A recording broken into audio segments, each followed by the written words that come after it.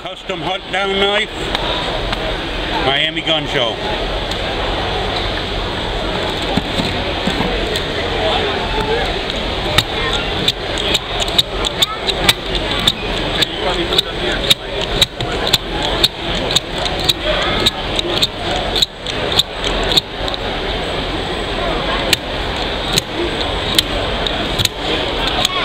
Block sharpeners rods adjust so they pick up on any edge. Puts the original bevel on a blade. You buy good expensive knives, you want to keep that original bevel. As you see, it gets them razor sharp real quick. Now take them a little bit sharper, use your leather belt, use the rough side. Just pull across and go the opposite way.